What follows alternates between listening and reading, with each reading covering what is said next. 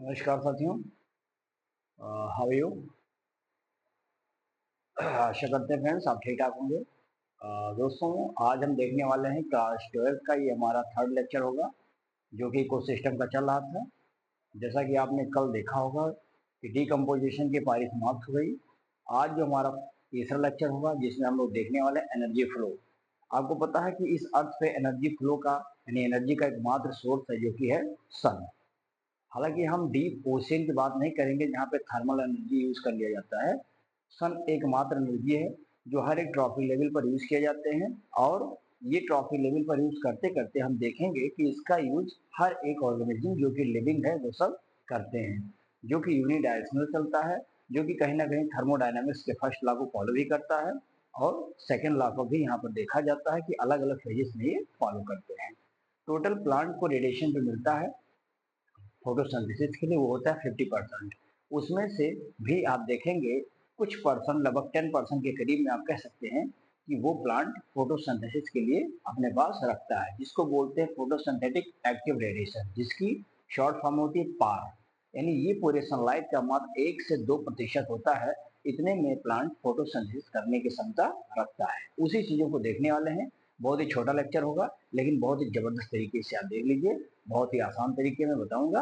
तो चलिए नोट्स अपना निकाल लीजिए और इस लेक्चर को आराम से सुनते रहिए। वीडियो बिना स्किप किए शुरू से अंत तक जरूर देखिएगा, जिससे चीजें आपको आसानी से समझ में आ जाए। ओके, चलिए देखिए एनर्जी फ्लो। आपको पता है कि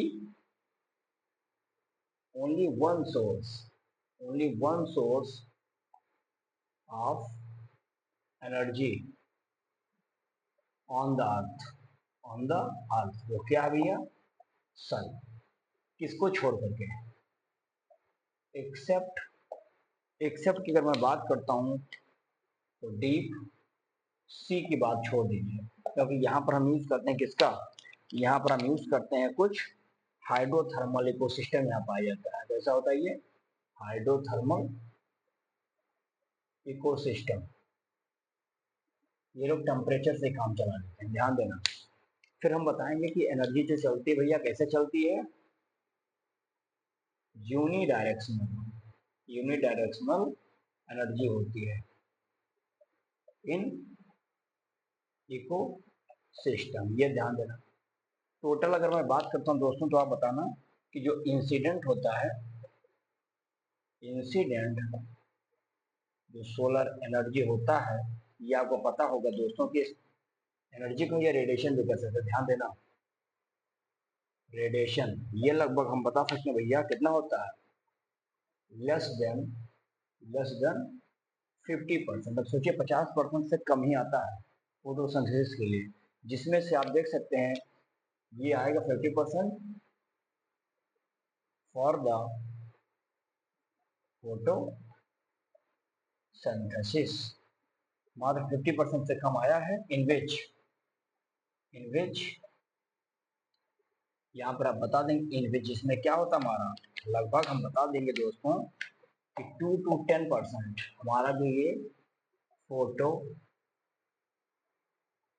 सिंथेटिक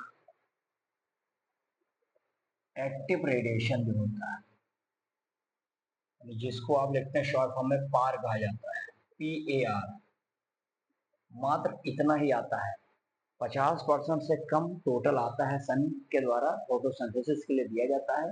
वो कहता है कि हमें मात्र 2 से 10% दीजिए, हम अपना फोटोसिंथेटिक जो एक्टिव रेडिएशन हो उसी से अपना काम चला लेंगे। ये टोटल आप जानते हैं दोस्तों कि 1 से 2% होता है। ये क्या होता है? 1 से 2% होता है। ये कह सकते हैं किसका? टोटल सनलाइट का। आपको समझ में आ जाएगा कि सनलाइट से आने वाली बहुत रेडिएशन होता है, मात्र उसका 1% भी अगर मिल जाता है पौधे को, 1 से 1.5%, तो भी फोटोसिंथेसिस की धरती पर संभव है, आराम से चल जाएगा। इतनी बातें में कोई तकलीफ होनी भी नहीं चाहिए, ना होगा। ठीक है, चलिए आगे इसमें देखेंगे। हम बता देंगे दोस्तों कि क्या होता है कि ये जो यूनिडायरेक्शनल चल रहा है, कहीं ना कहीं ये फॉलो करता है इसका first law of of thermodynamics, followed by eco system. भाई ये इकोसिस्टम मिल करके एनर्जी जो फ्लो हो रही है यूनिट डायरेक्शन में, ये फर्स्ट लॉ को क्या करते हैं, फॉलो करते हैं। ठीक है, यानी इसमें हम बता सकते हैं कि ये लोग क्या करते हैं, कभी कभी आपको देखने को मिल जाएगा दोस्तों कि ये लोग सेकेंड लॉ को भी क्या करते हैं, ये सेकेंड लॉ जो होता है किसका, ऑफ थर्मोडायनामिक्स, इसको भी कहीं ना कहीं ये लोग क्या करते हैं, फॉलो करते हैं। कब, व्हेन दे नीड कांस्टेंट, है ना, जब ये कांस्टेंट करते हैं किसको, सप्लाई ऑफ एनर्जी। यानी हम कह सकते हैं कि यानी सेकेंड थर्मोडायनेमिक्स का जो लॉ होता है उसको भी यहाँ पर ये फॉलो किया जा सकता है। समझ में आई बातें। चलिए, अब इसमें मैं थोड़ा सा आपको ये समझाऊंगा कि जैसे पूरा सिस्टम जब चलता है तो उसका क्या मतलब प्रोसीजर क्या होगा। तो देखो, जैसे ये होता है हमारा प्रोड्यूसर, प्रोड्यूसर है जो कैसा होता है, ऑटोट्रॉफ होता है। ऑटोट्रॉफ्स होता है, आपको पता होगा ये बात। चलिए, इतनी बातें हो गई। अब इस प्रोड्यूसर को खाने वाले कौन होंगे भाई साहब, तो इसको मैं यहाँ पे बनाता हूँ, देखते रहेंगे। प्राइमरी कंज्यूमर खाएगा इसको, कौन खाएगा, प्राइमरी कंज्यूमर्स। अच्छा, प्राइमरी कंज्यूमर्स में आपको पता होगा कौन आएंगे, यही आपके गाय रैबिट हर भी होगा जो होते हैं, ये भाई लोग आ जाएंगे। ठीक है, फिर यहाँ से आगे हम प्रोसेस को बढ़ाएंगे और इस प्रोसेस में हम देखेंगे दोस्तों सेकेंडरी कंज्यूमर आएगा। कौन आएगा, सेकेंडरी कंज्यूमर्स, जिसमें आते हैं आपके कौन, कॉर्नी और यानी जो जानवर खाने वाले हैं। और यहाँ पे आता है हमारा कंज्यूमर के बाद आप देखेंगे दोस्तों कि टर्सरी कंज्यूमर है, टर्सरी कंज्यूमर्स। और इसके अंतर्गत कौन आते हैं, तो इसके अंदर बताना हम लोग इस सेकेंडरी कार्निवोर्स आते हैं, सेकेंडरी कार्निवोर्स। क्या मेरी इतनी बातें आपको क्लियर है। ऑटोट्रॉफ, प्रोड्यूसर को कौन खाया, primary consumer, then secondary consumer, फिर टर्सरी कंज्यूमर, ये प्रोसेस है। हालांकि एक्वाटिक में आप देखेंगे तो जो ग्रेजिंग फूड चेन होता है, यानी चरने वाला घास, एल्गी, ये बहुत ज्यादा होते हैं। इनको खाएगा कौन, मतलब जिससे एल्गी है, छोटे छोटे घास हैं, फाइटोप्लैंक्टन है, ये सब खा लिए जाते हैं जू प्लैंक्टन द्वारा। जू प्लैंक्टन को छोटी मछली, छोटी मछली को बड़ी मछली, ये प्रोसीजर है। यानी जो नीचे का जमीन है, यानी जो घास से स्टार्ट होता है, प्लांट से, वो ग्रेजिंग हमारे को सिस्टम है। तो एक्वाटिक में ये सिस्टम फॉलो होता है। जैसे मैं यहाँ पर लिख देता हूँ कुछ चीजें आपको क्लियर हो जाए। देखो, जैसे टेरेस्ट्रियल में अगर पूछा जाएगा, किसमें, टेरेस्ट्रियल इकोसिस्टम, टेरेस्ट्रियल इकोसिस्टम में शॉर्ट फॉर्म बता रहा हूँ। देखो, यहाँ पे सबसे पहले हर्बेशियस होगा, क्या होगा, हर्बेशियस, यानी उडी उडी प्लांट जो भी होगा, इसमें ध्यान से रहिए, तो हर्बेशियस प्लांट आ जाते हैं। और इनको भाई साहब को खाएंगे कौन, तो इसको बता दीजिएगा कि इंसेक्ट खाएगा। कौन खाएगा, इंसेक्ट वगैरह खा लेंगे, और साथ ही साथ कुछ बर्ड भी मिलेंगे इनके साथ, मैमल्स भी मिलेंगे, है ना, ये सब खाएंगे। फिर टेरेस्ट्रियल में आ पाएंगे कहाँ पर, अर्थ पे आएंगे, तो इसको फॉक्स खाएंगे या वोल्फ खा लेगा, है ना। फिर आप देखेंगे इनको खाएगा कौन, टाइगर, लायन या फिर लेपर्ड, ये सारे लोग मिल करके इसको खाएंगे। नहीं, ये बिल्कुल प्रोसीजर वही है। प्रोड्यूसर में जैसे ऑटोट्रॉफ था, यहाँ पर टेरेस्ट्रियल में हर्बेशियस प्लांट होगा। प्राइमरी कंज्यूमर यहाँ पर हो जाएगा कौन, इंसेक्ट या बर्ड होगा, जो मांस वांस नहीं खाएगा। सेकेंडरी कंज्यूमर जो कार्निवोरस में आएगा वो लोमड़ी है या फॉक्स है। सबसे टॉप नंबर का कंज्यूमर कौन सा है, तो इसमें बता दें जो कि सेकेंडरी कार्निवोरस है, इसमें आ जाएगा टाइगर और लायन या फिर लेपर्ड। ये सब आपको अर्थ पे मिलते हैं, लैंड पे मिलते हैं। लेकिन जल में आप आइए, देखिए, ये भी यही समझ लो। जैसे बेटा तुम एक्वाटिक में आओगे, एक्वाटिक इकोसिस्टम में जैसे पहुंचते हो, यहाँ पे क्या होता है, एक्वाटिक की सबसे बड़ी खास बात क्या होती है कि यहाँ पर आपको मिलेंगे, अभी मैंने आपसे बताया ना, सबसे पानी में सबसे छोटा घास फाइटोप्लैंक्टन, तो लिख लेंगे यहाँ पर आपको मिलेगा फाइटोप्लैंक्टन, या हम कह सकते हैं कुछ एल्गी भी मिल जाएंगे, ये सब मिल जाते हैं। ठीक है, इनको कौन खाएगा, जू प्लैंक्टन, छोटे छोटे जो इंसेक्ट होते हैं, जू प्लैंक्टन, है ना। फिर देखो, जू प्लैंक्टन हो गए। इवन यहाँ पर कभी कभी हम देखते हैं कि कुछ मोलस्का भी मिलते हैं, क्या होते हैं, मोलस्क भी मिलते हैं। इसको कौन खाएगा भैया, जू प्लैंक्टन को, तो बताइए, स्मॉल फिश, स्मॉल फिश। इनको कौन खाएगा, लार्ज फिश। तो ये जो आपने प्रोसीजर पहला वाला लिखा है इसको रट लीजिएगा। Producer producer, primary consumer, secondary consumer, tertiary consumer, इस प्रकार से हम एक्वाटिक और टेरेस्ट्रियल में फूड चेन को आसानी से समझ सकते हैं, जो आपके सामने लिखा है। क्लियर बात है? तो चलिए इसका सॉल्व लीजिए, फिर आगे बताता हूँ।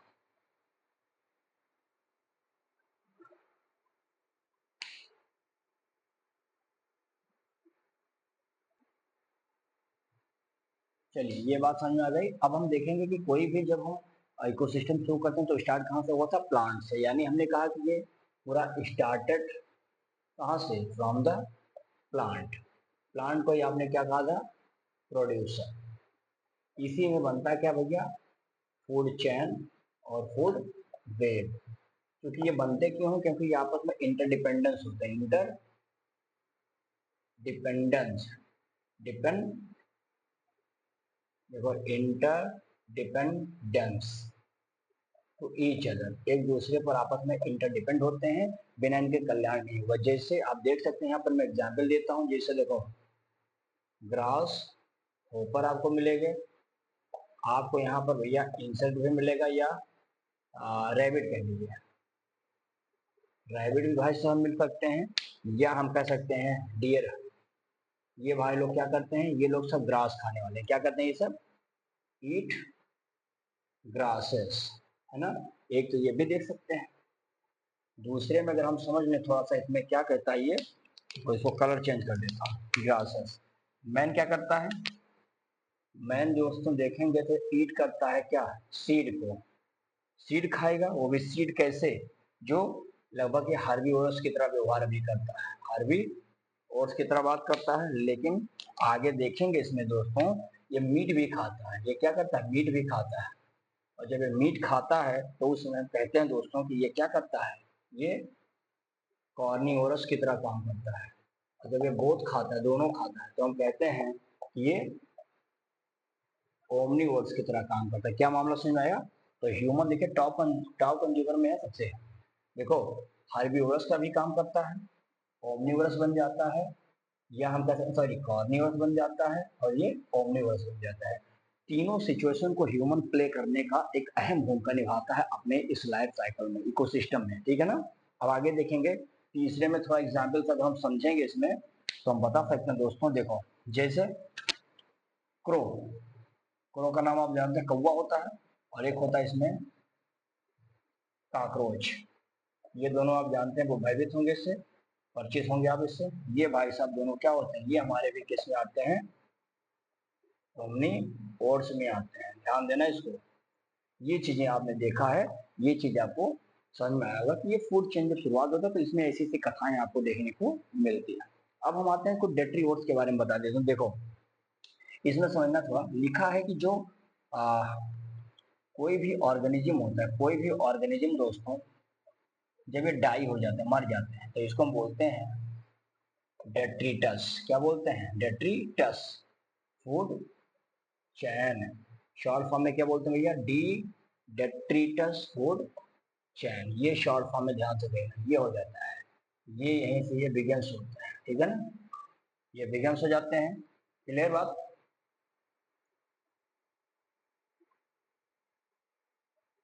चलिए आगे ये बात अब तो देख लिया होगा। अब आगे इसमें देखो क्या कहते हैं लोग दोस्तों। डेट्रिटस होता क्या है? सबसे पहले देखो जो डेट्रिटस होता भैया, ये डेट्रिटस एक प्रकार से कंपोस्ट किसके द्वारा होते हैं? कंपोस्ट मेनली बाई फंजाई के द्वारा होता है, एंड कुछ इसमें बैक्टीरिया पाए जाते हैं। ये भाई लोग कंपोस्ट कर देते हैं। ठीक है ना। यूजुअली ये कैसा बिहेव करते हैं? यूजुअली ये सेप्रोफाइट, जो कहाँ पर पाए जाते हैं? Dead and decay places.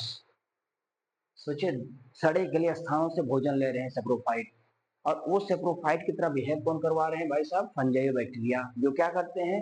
कोई भी चीज मर जाता है, कंपोज हो जाता है, वहां पर ये भाई साहब एक्ट करते हैं, तो उसको डेट्रिटस कहा जाता है। समझ में आई बात यहाँ तक?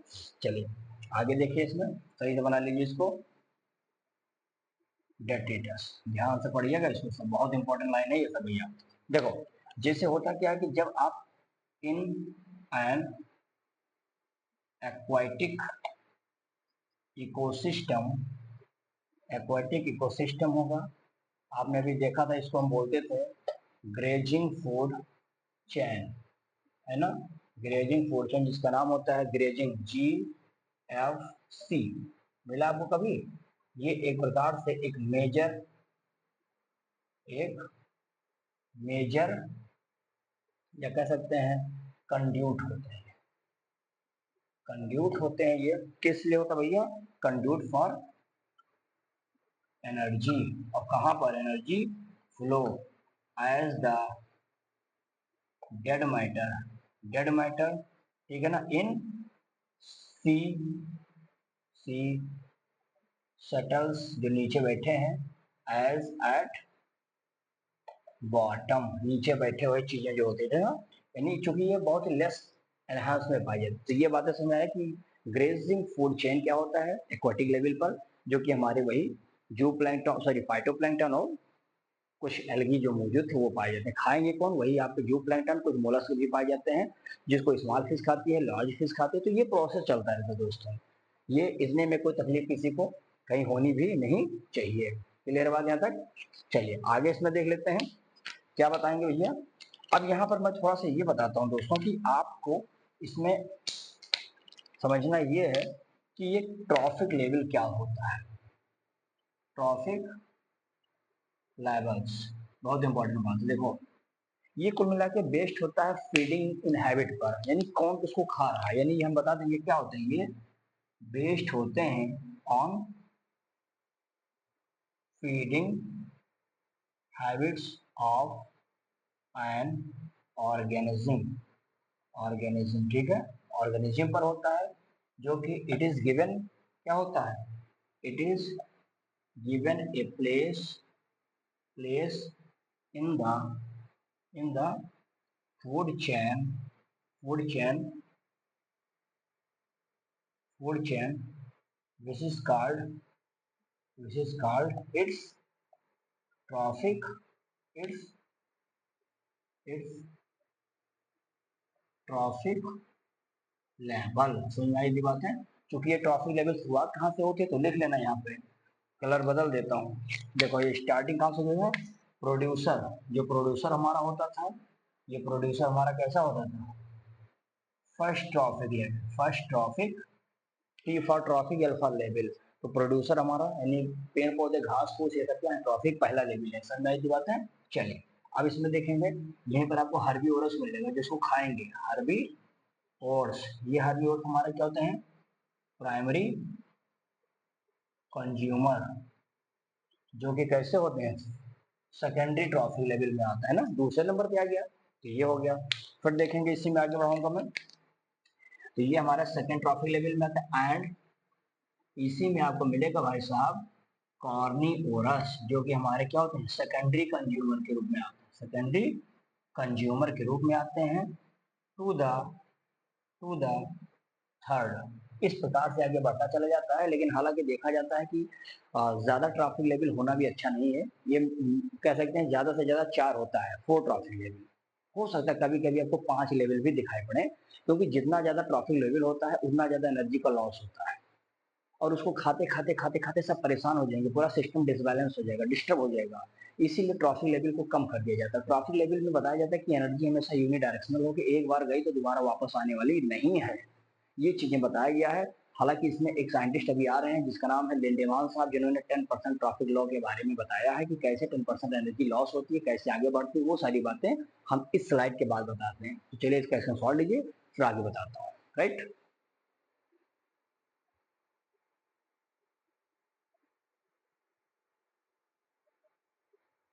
चलिए देखिए, इसमें ये कहा गया कि कोई भी जो ऑर्गेनिज्म होता है, ऑर्गेनिज्म जो भी होता है किसी भी ट्रॉफिक लेवल में, ये ट्रॉफिक लेवल में ये जो ऑर्गेनिज्म होता है ये डिपेंड करते हैं, डिपेंड्स ऑन दोज लोअर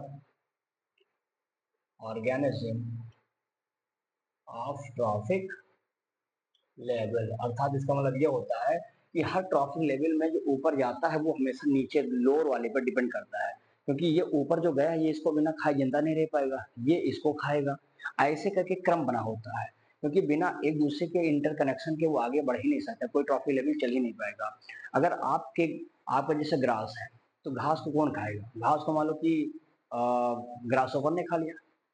अब ग्रास होपर को कौन खा रहा है? स्नेक खा लेगा। स्नेक को कौन खाएगा? हॉक खा लेगा। हॉक को ऐसे, मतलब कहने का मतलब क्या कि ये सब एक चेन में बंधे हुए हैं, हर एक अपने लोअर वाले पे क्या होता है, कंप्लीटली डिपेंड्स होता है फॉर द फूड। तो ये डिपेंड्स होते हैं ट्रॉफी लेवल पर किस लिए? For the food. समझ में आई बात यहाँ तक? चलिए, एक बात तो ये आपने पहले ही सीख लिया। आगे हम देखेंगे कि यहाँ पर ओनली 10%, ओनली 10% जो हमारा एनर्जी होता है दोस्तों, energy is transported to other trophic level. अच्छा, अलग मतलब अदर मतलब होगा नेक्स्ट ट्रॉफी लेवल की मैं बात कर रहा हूँ भाई। अगले वाले पे मात्र 10% जाएगा, सब नहीं जाएगा, ध्यान देना इस बात को। 10% जाएगा नेक्स्ट पर, जिसको हम बोलते हैं इस कॉल्ड, इसको कहा जाता है किसका नियम? अभी मैंने बताया था, क्या ये?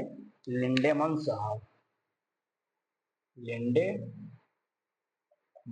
Law of of 10%। अभी मैं इसको एक्सप्लेन करता हूँ कैसे, है ना। इस पर क्वेश्चंस भी आते हैं, ध्यान दीजिएगा। चलिए अब इसमें आगे बढ़ेंगे। ये लोगों ने क्या कहा था भैया?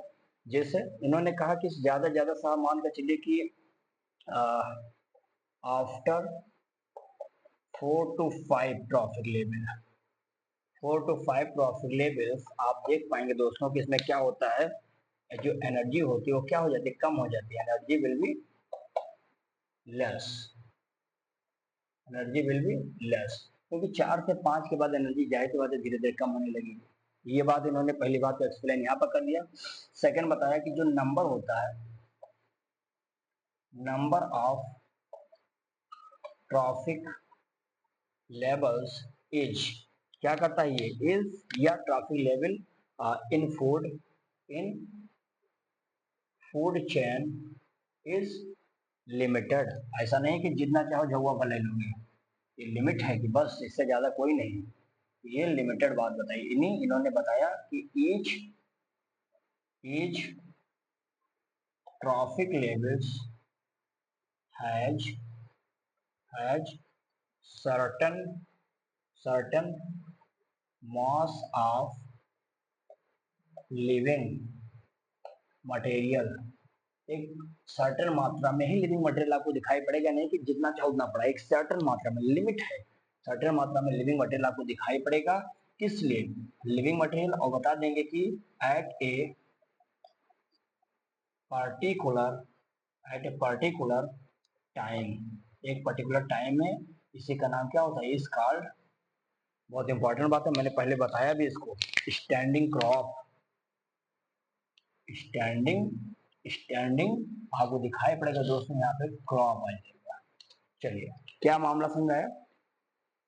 स्टैंडिंग क्रॉप में हमने क्या सीखा दोस्तों? देखिए, स्टैंडिंग क्रॉप सिंपल सी बात है, आपको ये बता रहा है कि जैसे मान लेता हूँ कि आप, ये हमारा, जैसे यहाँ पर देखो ये कह रहा है कि एक निश्चित मात्रा में ही आप इसको ले पाएंगे। जैसे इन्होंने कहा कि नहीं भाई, हमने स्टैंडिंग क्रॉप कहा तो हमने कहा कि एक पर्टिकुलर जगह है, एक पर्टिकुलर समय दे रहा हूँ, जितने भी मास उसमें बायोमास मिलेंगे, आपको लिविंग प्राणी मिलेंगे, वही सब हमारे क्या है? स्टैंडिंग क्रॉप है, जो खड़े हैं, जिंदा हैं, सुरक्षित हैं, जो आगे ट्रॉफिक लेवल को कैरी ऑन कर सकते हैं। तो this is called as the standing crop. Clear बात यहाँ तक? चलिए, यानी दोस्तों इसमें अगर मैं थोड़ा सा एक पॉइंट और समझा दूं, जिसको मैं थोड़ा चेंज करके पेन लिखता हूँ, इसको और बढ़िया से समझ लीजिएगा। देखो, यानी इसमें आप बता सकते हैं कि द स्टैंडिंग क्रॉप इज, इसको मेजर्ड कैसे करेंगे? Is measured as mass of living organism ब्रेकर में लो biomass ORR, the number in a unit area, यानी एक पर्टिकुलर समय में, पर्टिकुलर टाइम में जितने भी उसमें लिविंग आपको दिखाई पड़ते हैं, उसी लिविंग को या बायोमास को ही हम लोग स्टैंडिंग क्रॉप कहते हैं। क्लियर है? आई होप कि ये बातें आपको बिल्कुल कंफर्म हो गई होंगी। ठीक है, चलिए 2 पॉइंट और बचा है, बस इसको हम आज का लेक्चर समाप्त करेंगे। तो चलिए इस क्वेश्चन सॉल्व कीजिए, फिर बताते हैं।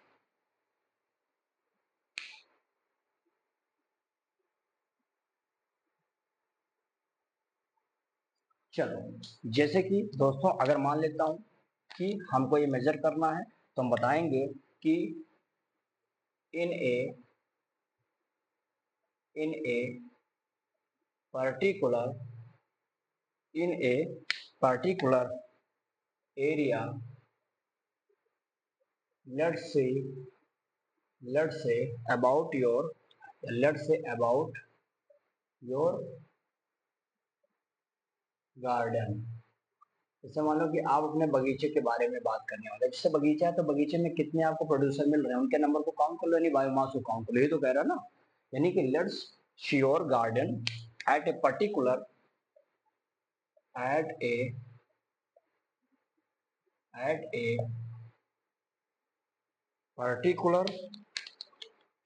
particular time if you need अगर आपको आवश्यकता है, if you need to calculate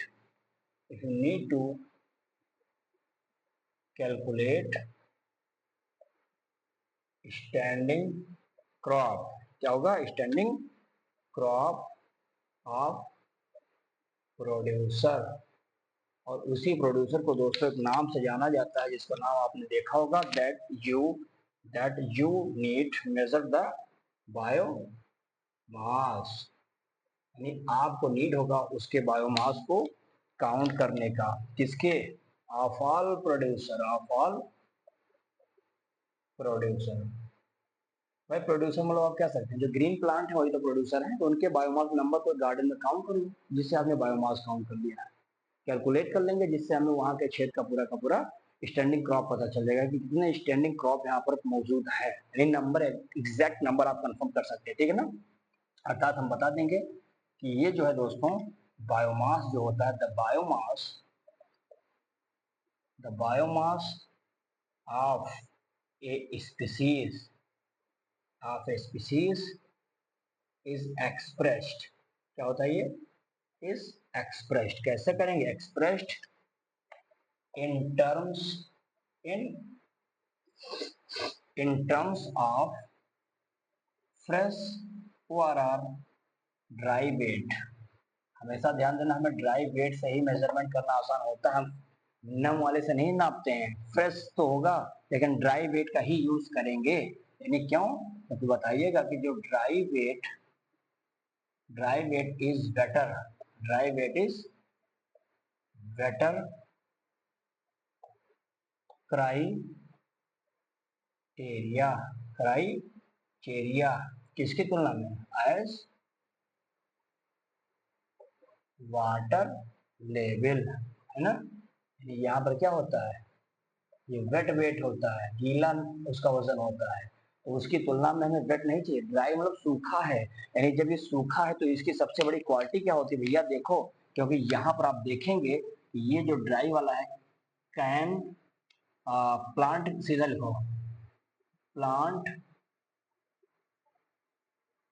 can very with time. ठीक है ना? ये हो जाएगा अगर ये पौधा हमारा कैसा है? गीला है, यानी कि अगर वेट है तो वेट के लिए ये है। लेकिन हमें वेट नहीं चाहिए, हमें चाहिए ड्राई वाला। ड्राई की कंडीशन क्या होती है तो बताना। जो ड्राई वेट होता है दोस्तों, ड्राई वेट रिमेन्स कांस्टेंट। ये हमेशा क्या होते हैं? फिक्स होते हैं, है ना? यानी हम बता देंगे ये भाई लोग क्या होते हैं? फिक्स होते हैं। तो ये हमें ड्राई वेट वाला जो स्टैंडिंग क्रॉप होता है ये हमारे लिए गुड है। हमें ड्राई ही चाहिए, ना कि गीला पीला नीला चाहिए। हालांकि तो गीला गीला चबोड़ डालो पूरा, तो चबोड़ी लाल नहीं बनना है आपको। समझ में आया ना? आपको चबोड़ा बनना है, यानी बिल्कुल सूखे रहो। गीले जहाँ हो, जहाँ जान लो पूरा जिंदगी गिलाएगी वो, तो उससे बचिए। वेट आपको नहीं लेना है, ये समझिए। और एक नोट ले लीजिएगा कि भाई साहब जो डिकम्पोजर होते हैं ना, डिकम्पोजर साहब जो हैं, ये आपको कैन बी फाउंड इन, या कहिए at any trophic level, any trophic level, बशर्ते वहां पे क्या हो जाना चाहिए, एज डेथ ऑफ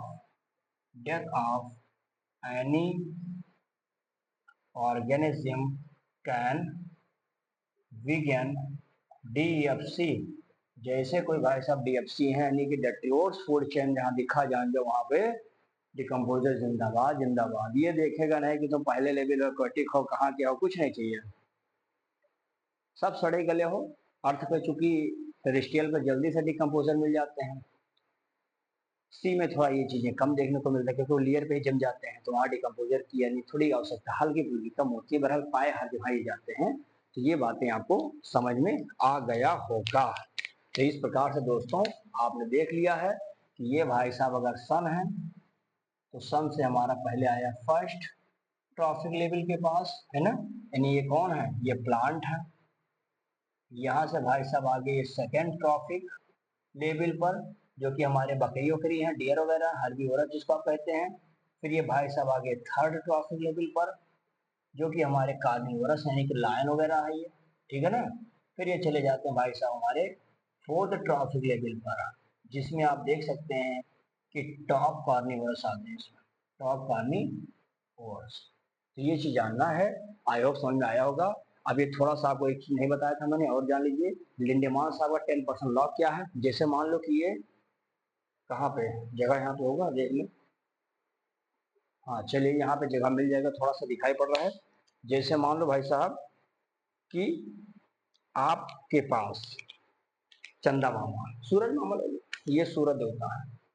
सूरज ने कहा कि भैया मैं इस पौधे को 1000 कैलोरी एनर्जी दे रहा हूँ, चलाया। लेकिन अब ये इसके पास जाएगा मात्र 10%, नहीं इसका 10% निकालो, तो इसके पास